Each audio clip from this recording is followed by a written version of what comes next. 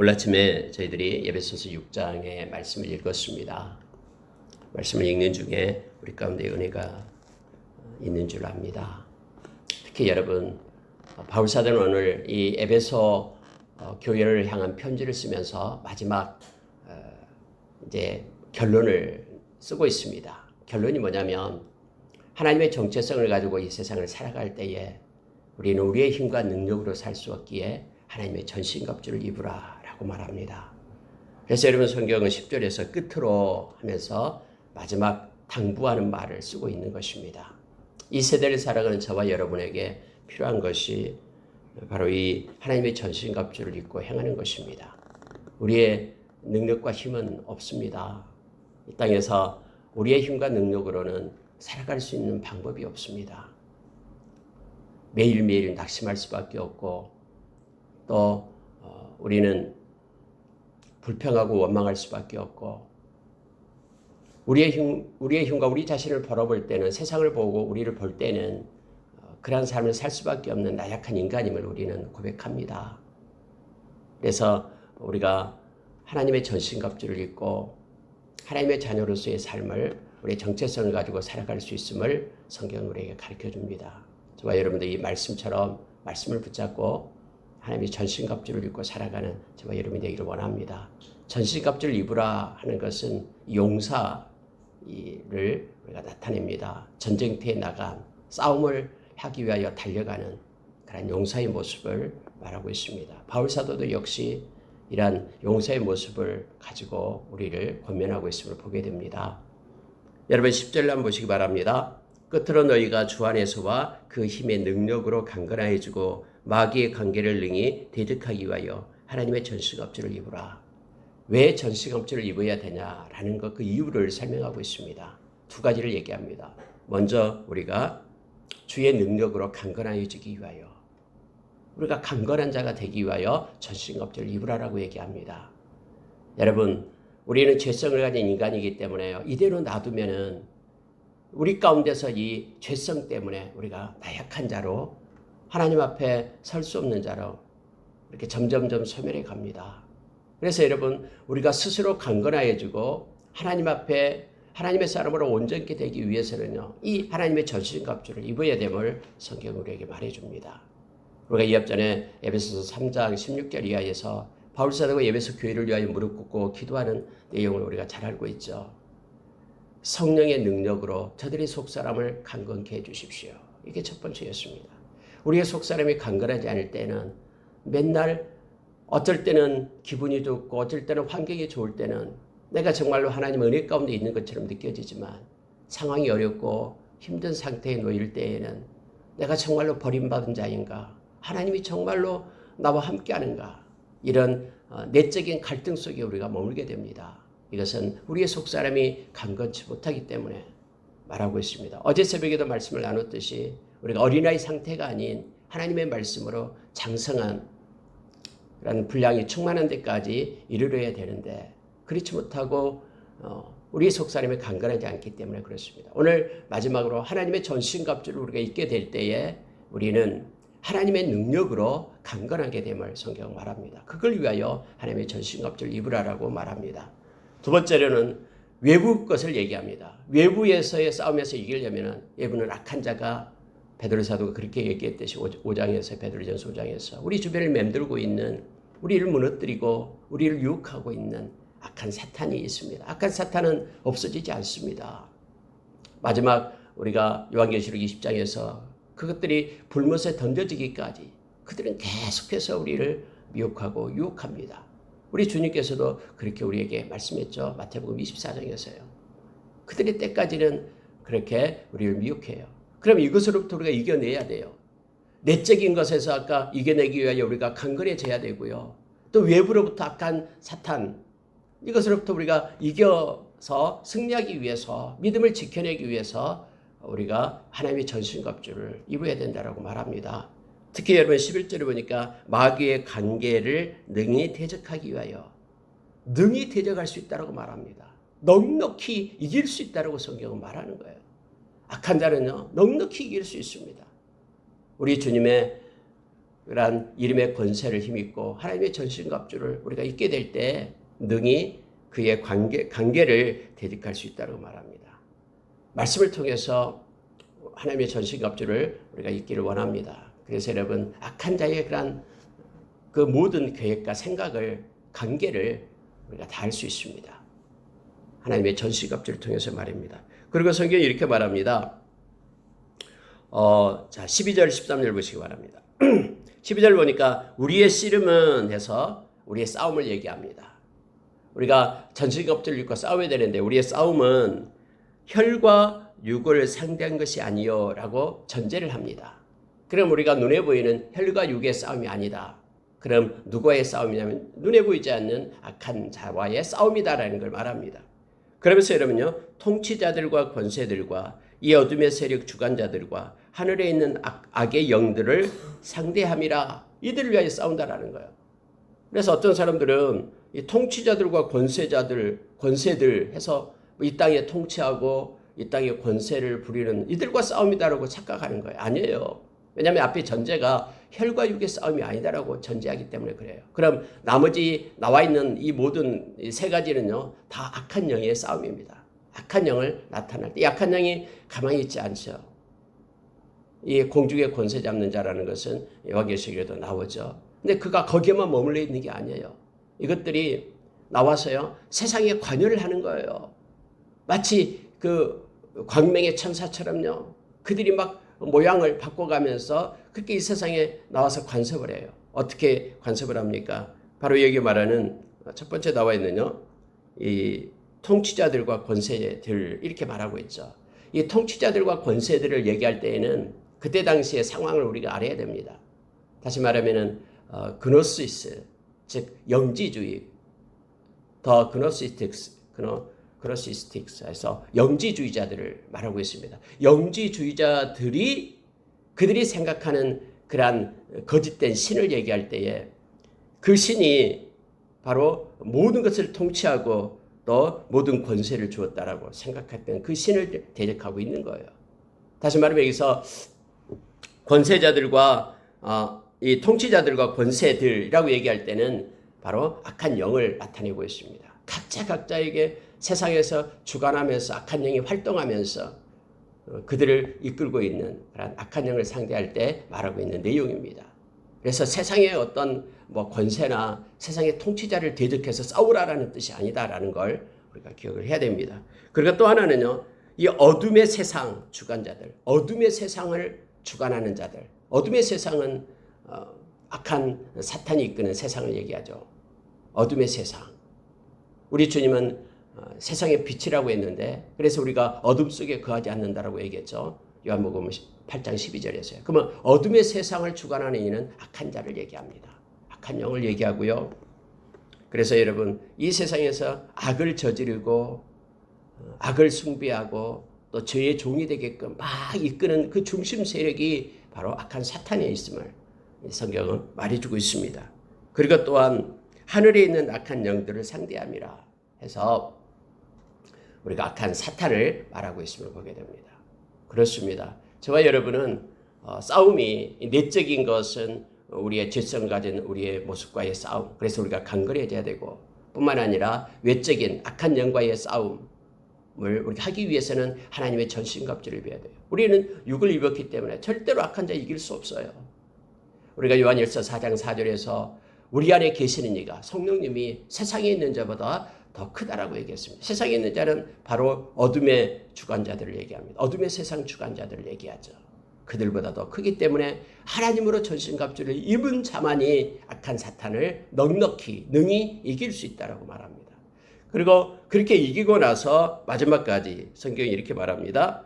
자, 13절을 보시기 바랍니다. 그러므로 하나님의 전신갑주를 취하라. 이는 악한 날에 너희가 능히 대적하고 모든 일을 행한 후에 서기 위함이라. 자, 악한 날에 그러면 이 세대를 얘기하죠. 점점 세상은 악해져 갑니다. 그런 이 세대 속에서 너희가 능히 대적하고 누구를요? 세상의 악한 자를요. 세상의 어둠의 세상의 주관자들을 세상의 악한 자를 능히 대적한다라는 거예요.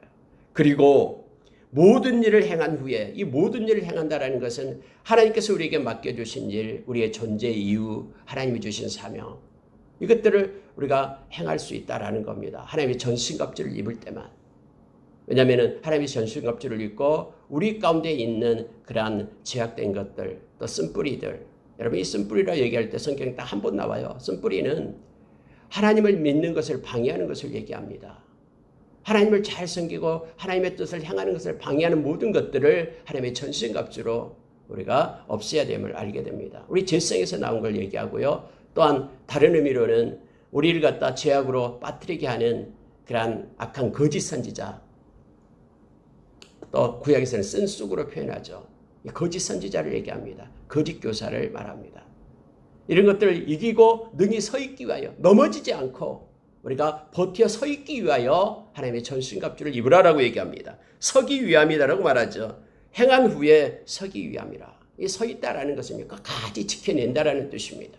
바울사도가 디모데후서 4장 7절에서 내가 달려갈 길을 달려가고, 그러니까 선한 싸움을 싸우고 달려갈 길을 달려가고 믿음을 지켰다. 이것이 끝까지 버텨내고 서 있는 것을 얘기합니다. 저와 여러분이 믿음으로 끝까지 지켜 나가기 위해서 하나님의 전신갑주를 입을 것을 지금 전제로 말하고 있습니다. 그러면서 6가지를 말해주고 있는데요. 자, 14절 보십시오. 그런즉 서서 진리로 너희 허리띠를 띠고 라고 말합니다. 진리로 허리띠를 띠어라 라고 말하고 있죠. 여러분 그때 당시의 옷은 이렇게 통으로 된 옷입니다. 그래서 길게 늘어뜨려진 옷입니다. 그것을 그대로 허리띠를 띠지 않고는 절대로 밖에 나와서 기동을 할 수가 없습니다. 뭔가 일을 행하려면은, 그리고 특히 전쟁터에 나가려면은 반드시 허리띠를 띠어야 되죠. 그래서 진리로 띠를 띠라라고 말합니다. 물론 이것을 많은 신학자들은 이 진리가 뭐냐 했을 때 여러 가지 의견을 많이 합니다. 왜냐하면은 이미 구약의 이사야 선지자가 이사야서 11장 5절에서 이 허리띠를 띠라 할 때 하나님의 모습을 거기다 그려주고 있습니다. 하나님께서는 공의로 허리띠를 띠고 성실로 띠를 띠었다라고 우리에게 말해주고 있죠. 그래서 이것을 보면서 성경은 서로 연관되기 때문에요. 바울사도도 역시 하나님의 모습을 보면서 하나님의 자녀도 하나님처럼 이렇게 띠를 띠어라라고 말하고 있는 걸 봅니다. 그리고 전신갑주를 입으라라고 했으니까 병사로서 싸움에 나가는 병사를 나타내고 있는 것이죠.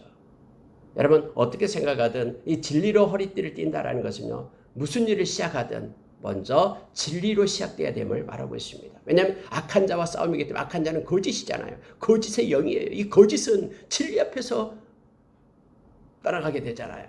거짓은 진리 앞에서 떠나가고 소멸됩니다. 그래서 우리가 진리로 띠를 띠어야 돼요. 절대로 우리가 거짓으로 거짓을 이길 수 없습니다. 진리인 하나님의 말씀으로 또 하나님께서 띠를 띠었다는 그 공의와 성실로, 정직으로 우리가 이 세상을 살아가야 됩니다. 그래서 진리를 어떻게 해석하든 상관이 없습니다. 이게 하나님의 말씀으로 해석하든 아니면은 우리가 정직한 모습으로, 우리가 의의 무기가 아까 우리가 말했듯이 깨끗함이다 했죠. 깨끗함으로 악한 자를 이기는 겁니다. 그래서 정직으로 우리가 허리띠를 띠고 공의로 성실로 하나님의 진리의 말씀으로 시작을 해라라고 말합니다. 그 시작부터요. 거짓은 언제나 거짓을 낳습니다. 그 거짓을 또 이렇게 가리기 위해서 또 다른 거짓을 하는 거예요. 그래서 언제나 거짓은 거짓을 낳아요. 그래서 거짓의 아비가 악한 자임을 우리에게 말합니다. 악한 자, 거짓의 아비를 이길 때는 먼저 진리로 띠를 띠어야 된다라고 말합니다. 두 번째는 여러분 의의 흉배를 붙이라라고 말하죠. 의의 흉배를 붙이는 거예요. 이 호신경, 의의 호신경을 삼으라. 여러분 데살로니가전서 5장 8절에는요. 우리에게 호신경이 있는데 두 가지를 얘기합니다. 사랑과 믿음과 사랑의 호신경을 붙이라. 너희는 깨어 있어서 믿음과 사랑의 호신경을 붙이라라고 말하죠. 물론 이 호신경을 붙이다, 이 의의 흉배를 붙인다. 이것도 역시 이사야서에 나오고 있습니다. 이사야서 59장에서 나오고 있죠. 하나님께서 이런 전신갑주를 입은 하나님의 모습을 나타내고 있습니다. 49장에서 나옵니다.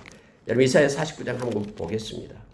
하나님께서 어떤 전신갑주를 입었는지 이사야서 49장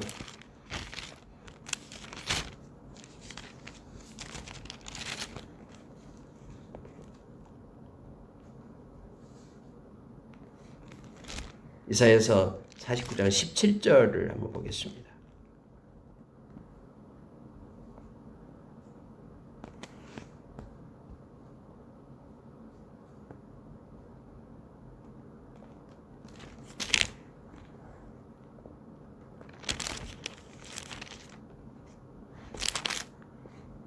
죄송합니다. 59장이 맞습니다. 이사야서 59장 17절을 보겠습니다. 이사야 59장 17절.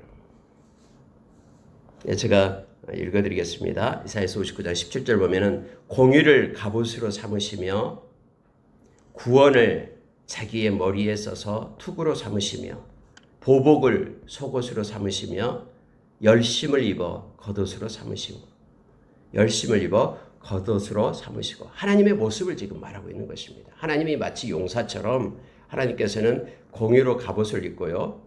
구원을 자기 머리에 구원의 투구를 쓰는 거고요. 또 보복을 속옷으로 삼으시고 그리고 열심을 입어 겉옷으로 삼으시고 이렇게 말합니다. 하나님은 공의의 하나님이죠. 그래서 바울사도는 하나님의 모습을 보면서 하나님의 자녀도 역시 하나님의 전신갑주를 입을 것을 그렇게 말씀해주고 있습니다. 특히 의의 호신경을 붙이라 공의를 얘기합니다. 이 가슴을 호신경은 가슴 목부터 이렇게 허벅지까지 내려오는 이 옷입니다. 호신경을 그렇게 얘기합니다. 그래서 이 가슴 안에 특히 이 가슴 안에 뭐가 있으면 하나님의 의가 있어야 됩니다. 우리의 가슴 속에는요 하나님의 의가 있어야 됩니다. 그리고 아까 데살로니가전서 5장 8절 이하에서는 사랑과 믿음이 가슴 속에 있어야 됨을 우리에게 가르쳐주고 있죠. 사람의 의로는요 자기 의로는 악한 자 이길 수 없습니다. 하나님의 의를 우리가 가지고 있어야 됩니다. 그래서 여러분 어제 새벽에도 말씀을 나눴습니다마는 히브리서 12장에서 하나님께서 우리에게 책망을 하실 때에 이 책망을 받는 자가 의를 회복하기 위해서 하나님의 의를 가지고 살게 하기 위해서 하나님의 의가 있어야지만 허망된 삶을 살지 않습니다. 사탄에게 이끌리는 그런 삶을 살지 않고요. 승리하는 삶을 살게 돼요. 의로 호신경을 삼으라라고 두 번째 얘기합니다. 여러분 세 번째로는 평안의 복음이 준비한 것으로 신을 신고 이렇게 말하고 있죠. 복음의 신을 신으라라고 말합니다. 어디를 가든 어느 곳에 서든 또 어떤 순간이든 우리는 말씀 이 복음을 가지고 서야 됨을 알게 합니다. 말씀이 아니면은 말씀은 답의 성령의 검이라고 했는데요. 복음을 전하는 겁니다. 그리고 복음을 통해서 악한 자를 이기고요. 생명이 흐리게 해라라고 말합니다. 복음 안에만 하나님의 의가 나타나고 우리 주님의 평안이 있습니다. 그래서 평안의 복음의 신을 신으라라고 말합니다. 어디를 가든 말씀을 우리가 의지하기 때문에 우리 가운데는 평안이 있습니다. 세 번째 나타나는 것이 뭐냐면요. 모든 것 위에 믿음의 방패를 가지고 이렇게 되어 있습니다. 방패는 믿음의 방패를 가지라라고 말합니다. 이 방패를 얘기할 때는 방패가 두 가지가 있죠. 이 손방패가 있고요. 큰 방패가 있는데 이때 쓰는 방패는 큰 방패를 얘기합니다. 우리의 전신을 가릴 수 있는 방패를 가지라라고 말합니다. 믿음만이 우리를 가릴 수가 있고요. 그리고 성경에는 이렇게 표현하고 있습니다. 악한 자의 모든 불화살을 소멸하고 이렇게 얘기하고 있죠. 능히 악한 자의 모든 불화살을 소멸합니다. 악한 자가 우리를 유혹하고 막 화살을 쏘아댑니다. 빠뜨리기 위하여, 유혹하기 위하여. 그런데 이 모든 것들을 이길 수 있는 것은 믿음입니다. 믿음의 방패예요. 여러분 믿음은 다른 것이 아니라 결국 하나님의 말씀을 붙잡고 순종하는 것이 곧 믿음이다라고 얘기했죠. 믿음은 결국 하나님의 말씀을 따라 순종하며 사는 것이 믿음입니다. 믿음의 양만큼 우리의 방패의 크기가 달라집니다. 그래서 우리가 조금 믿게 되면은요, 우리 자신을 전신을 가릴 수가 없는 거예요. 악한 사탄의 불화살 앞에요. 그래서 우리 믿음을 가지고 하나님의 말씀을 전적으로 믿고 의지하고 나가는 그 믿음이 결국 우리를 이기게 합니다. 아까 우리가 찬양을 했듯이 말입니다. 그 믿음으로 사는 것. 그래서 베드로 사도는 베드로서 1장 7절에서 우리 주님 만날 때 믿음으로 살았다라고 우리가 칭찬을 받게 될 것이다라고 말하고 있습니다. 구원의 투구입니다. 구원의 투구. 아까 하나님께서 구원의 투구를 쓰셨듯이 우리는 구원의 투구를 써야 됩니다. 여러분과 저는 한 가지 분명한 것이 있습니다. 어떤 순간에도 우리가 구원받았다는 이 사실을 잊어서는 안 됩니다. 저와 여러분은 구원의 백성입니다. 그래서 이 구원을 빼앗겨서는 안 돼요. 수없이 악한 자들은 우리의 생각 속에, 우리의 사고 속에 세상의 이론과 논리를 가지고 우리를 찾아와서요, 계속해서 우리를 미혹합니다. 네가 정말로 구원받은 자냐? 어디가 있냐? 너의 행실을 보라 하면서 우리의 구원으로부터 우리가 떨면서 살도록 그렇게 우리를 유혹합니다. 여러분, 이것을 우리가 투구를 쓰고, 구원의 투구를 쓰고 구원을 빼앗기지 않아야 되면, 그래야지만이 우리 가운데 구원의 노래, 하박국의 노래가 있게 되는 것입니다. 어떤 순간에도, 또 세상이 아무리 힘들고 어려워도 우리가 구원받은 자로서, 영원한 하나님의 나라를 소유한 자로서의 기쁨을 상실하지 않고 살아갈 수가 있습니다. 구원의 투구를 얘기합니다. 성령의 검을 말하고 있습니다. 곧 하나님의 말씀을 가지라라고 얘기합니다. 하나님의 말씀만이 성령의 검임을 우리에게 가르쳐주고 있죠. 하나님의 말씀은 살아있습니다. 그래서 우리는 매일매일 거듭나기 위해서 우리의 죄성을 우리 없애고요. 그리고 성령을 쫓는 삶을 말씀이 우리를 이끕니다. 말씀의 거울 앞에 우리를 세우고 우리를 회개하게끔 그렇게 우리를 이끌죠. 이것이 곧 성령의 검입니다. 성령의 검, 말씀으로 우리가 악한 자를 이긴다라고 요한계시록 12장 11절에서 우리에게 가르쳐주고 있죠. 여러분, 모든 것들이요, 이 말씀과 연관되어 있습니다. 다 말씀에서 나온 것들입니다. 믿음의 방패도 말씀에서 나온 거고요. 평안의 복음의 신도 말씀에서 나온 거고요. 진리의 띠도 말씀에서 나오는 것입니다. 그래서 여러분, 말씀을 따라서 우리가 세상을 이기는 자로 하나님의 전신갑주를 입을 것을 성경은 우리에게 가르쳐주고 있습니다. 6가지를 말하고 있습니다. 진리의 띠를 띠고, 의의 흉배를 붙이고, 평안의 복음에 준비된 신을 신고, 믿음의 방패를 가지고 구원의 투구를 쓰고, 성령의 검, 곧 말씀을 가지라라고 우리에게 말해주고 있습니다.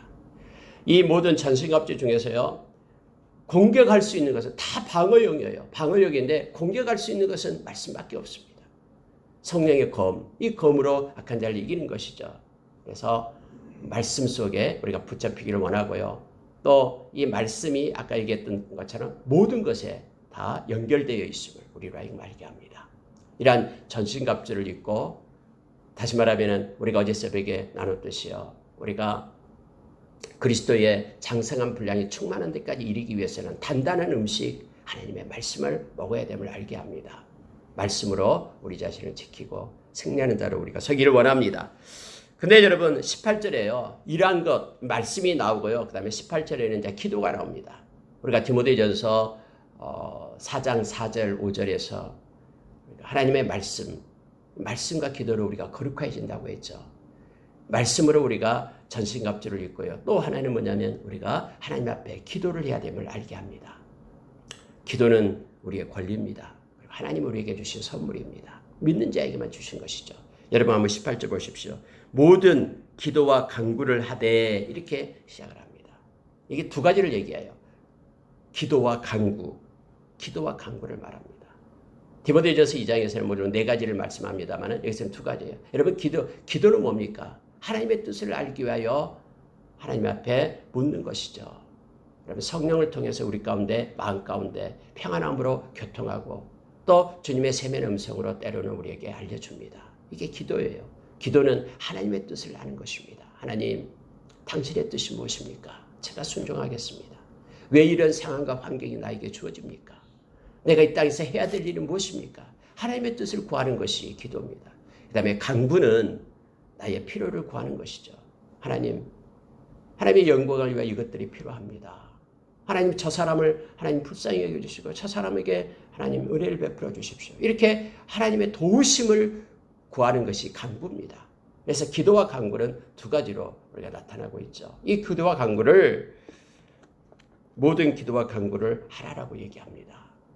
우리가 빌립보서 다음에 보겠습니다마는 4장 6절에서 모든 일에 기도와 간구로 하나님께 감사함으로 아뢰일 것을 말합니다. 그러면은 우리가 생각지도 않은 모든 지각에 뛰어난 하나님의 그 평강, 이 지각에 뛰어난다는 것은 우리가 생각할 수 없는 이 말이에요.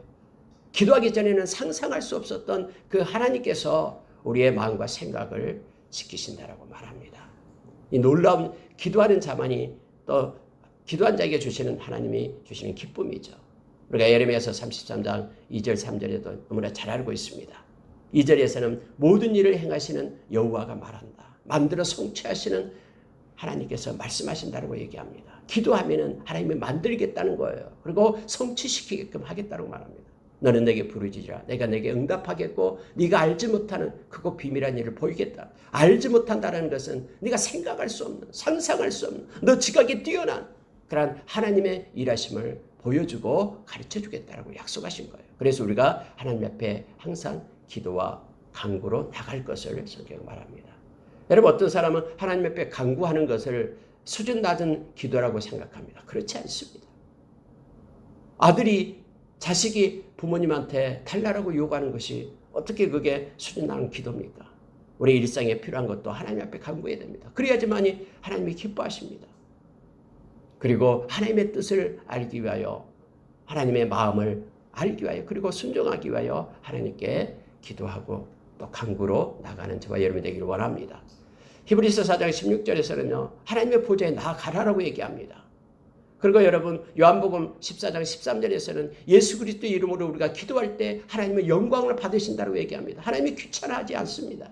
기도할 때마다 하나님은 너무 기뻐서 하나님은 영광 받으십니다. 예수께서는 내 이름으로 무엇이든지 이제는 구하면은 얻게 될 것이다라고 약속해 주셨습니다. 자, 여러분, 그런데요, 성경이 이렇게 또 연결이 됩니다. 18절 보십시오. 모든 기도와 간구를 하되 항상 성령 안에서 기도하라라고 말합니다. 여러분, 성령 안에서 기도할 것을 요청하고 있습니다. 이게 무슨 뜻입니까?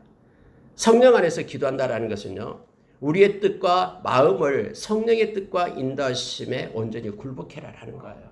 막 나의 주장을 하나님 앞에 펼치는 것이 아니라 우리가 우리 간구를 하더라도 하나님께 맡기면서 기도하는 겁니다. 그러면 성령께서 하시는 일은 더 좋은 것으로 채우시는 거예요. 우리의 간구보다도요. 그래서 성령 안에서 기도하라는 것은 성령의 인도하심을 받을 것을 얘기합니다. 성령의 도우심을 받아서 성령의 능력으로 기도하는 것을 말하고 있습니다. 하나님의 여기신 성령님께서는 우리가 고린도전서 2장에서 말씀한 것처럼요.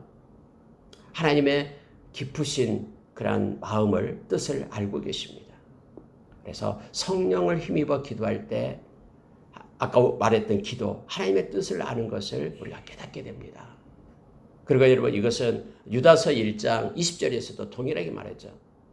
유다서 1장 20절에서는 너희들이 지극히 거룩한 믿음 위에 너 자신을 세우고 그리고 성령으로 기도하라고 말합니다.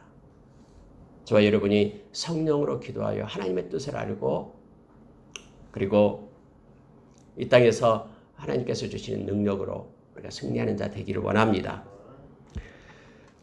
여러분, 이를 위하여 깨어 구하기를 항상 힘쓰며 항상 기도할 것을 말합니다. 여러 성도들을 위하여 구하라. 또 이제는 중보기도를 요청합니다. 여러 성도들을 위하여 구하라라고 말합니다. 어떤 사람은 하나님이 다 알아서 하실 텐데 뭐 기도할 것 있냐라고 말합니다. 그렇지 않습니다.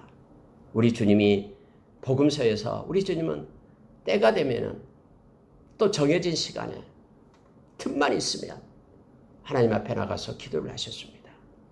하나님이신 예수님께서도 그렇게 기도합니다.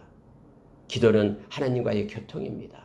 그래서 하나님과의 친밀함으로 하나님 보좌에 더 가까이 나아가는 그런 기도가 우리에게 있기를 원합니다. 사랑하는 자와 함께하고 싶은 것이 우리의 모습이잖아요. 그래서 우리는 사랑하는 우리 주님과 함께 교통하는 것, 예수님이 그랬듯이 우리도 기도로서 주님의 보좌에 나가고 주님과 교통하는 삶이 있기를 원합니다. 늘 깨어서 항상 기도에 힘쓰며 성도를 위하여 구할 것을 말합니다. 여러분은 얼마나 기도하고 있습니까? 누군가를 위하여 얼마나 기도합니까? 여러분, 이 땅에 복음이 전해지기까지 이제 130년이 됐습니다. 그런데 그 전부터 이 조선 땅을 놓고 수많은 열방의 하나님의 신실한 백성들이 기도했기 때문에 이 땅에 복음이 온 것입니다. 저와 여러분이 복음을 갖게 된 것입니다. 그래서 여러분, 열방 기도를 해야 됩니다. 하나님께서 주신 나라를 품고 기도하고요. 저희 교회에서는 15개 나라를 놓고 일주일씩 돌아가면서 기도하고 있습니다. 처음에 교회가 시작될 때부터 지금까지 그렇게 하고 있습니다. 다음에 여러분, 우리가 고린도전서 13장 10절의 말씀처럼 우리가 주님 만날 때요, 우리의 지식이 온전해질 겁니다. 그때 나타날 겁니다. 우리는 알게 될 겁니다. 나를 위하여 기도했던 사람이 누군지 알게 되고요. 그 사람 찾아가서 손 붙잡고 감사하며 감격하며 껴안고 울게 될 것입니다.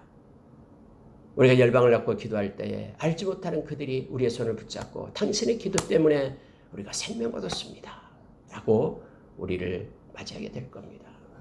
여러분, 앞으로는 기도의 싸움입니다. 그래서 우리가 기도의 자리에 앉기를 원합니다. 여기서 항상 주님께서는 기도할 것을 말합니다. 누가복음 18장에서도 예수님께서 기도에 대해서 가르치면서 항상 기도할 것을, 끝까지 기도할 것을 우리에게 가르쳐주고 말하면서 이것이 곧 믿음이다라고 말했죠. 결국은 기도도 믿음으로 하는 것입니다. 성도를 위하여 기도하는 우리가 되기를 원합니다. 하나님의 손에 올려드리고 하나님의 간섭이 있기를. 하나님은 우리의 기도를 타고 일하십니다. 에스겔서 36장에서 하나님의 여러 가지 계획을 세우지만은 그러나 너희들이 반드시 기도해야 될지니라라고 우리에게 가르칩니다. 하나님은 우리가 기도하고 그 기도를 가지고 하나님께서는 일하시고 계심을 압니다. 여러분 19절에 보시기 바랍니다. 19절 보면 바울 사도는 자기를 위하여 기도해 달라고 요청해요. 기도의 능력을 아는 사람은요, 기도를 요청합니다. 그리고 기도를 좋아하고 사랑합니다. 바울 사도가요, 그가 능력의 종이었잖아요. 근데 가는 곳곳마다 기도해 달라고 얘기하는 거예요. 고린도 교회도 그렇고 데살로니가 교회도 그렇고 여러분 여기 에베소 교회도 그렇고 로마 교회를 향해 로마서도 그렇습니다. 나를 위하여 기도해 달라고 요청합니다. 세상에서 기도의 동역자가 있는 것처럼 행복한 사람은 없습니다. 누군가가 나를 위하여 기도하고 계시고 그러한 기도의 친구가 있는 것처럼 좋은 행복한 사람이 없다라는 것을 우리는 압니다. 그러기 위해서 우리는 누군가를 위하여 기도해주는 그런 기도의 동역자가 먼저 돼야 됨을 알게 합니다. 자, 여러분 19절 보십시오. 또 나를 위하여 구할 것은 내게 말씀을 주사 나로 입을 열어 복음의 비밀을 담대히 알리게 하옵소서 할 것이니 라고 말하죠.